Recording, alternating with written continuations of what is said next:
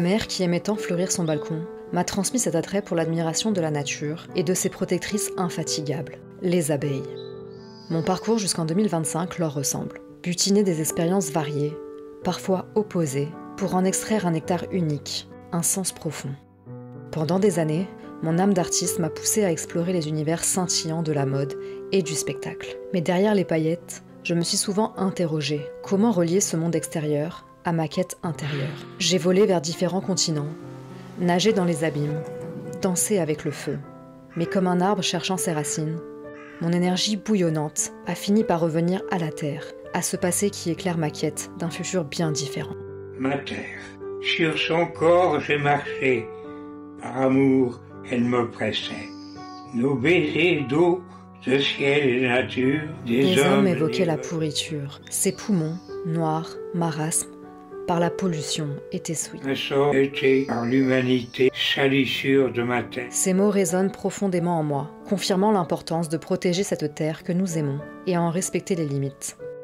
Mes paillettes végétales, éclats éphémères, célèbrent une beauté qui brille sans jamais abîmer. Comprendre et respecter le passé, m'imprégner de l'expérience des anciens pour discerner ce qui compte vraiment. Transmettre aux plus jeunes l'art de travailler avec la nature, de cultiver l'amour de soi et l'épanouissement intérieur. Que ce soit dans mon espace ou dans les écoles, j'aspire à illuminer le monde par le développement de leur lumière. Mon ami Guy Pierre m'a souvent rappelé que la vie repose sur des valeurs essentielles. Le courage, l'abnégation, la détermination, le positivisme, mais aussi la spiritualité. Il m'a dit que l'homme possède une qualité extraordinaire. L'âme est capable de s'adapter.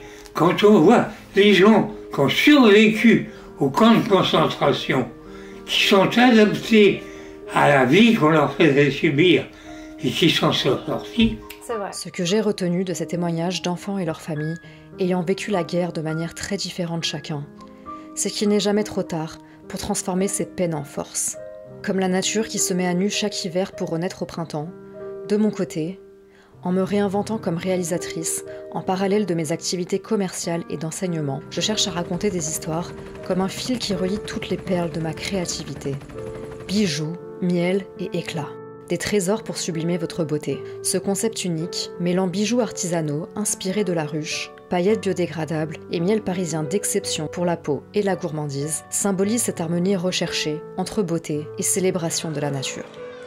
Que les expériences de cette année passée vous donnent le courage de butiner vos rêves pour ouvrir des perspectives nouvelles pour l'année à venir. Je vous adresse mes meilleurs vœux pour 2025.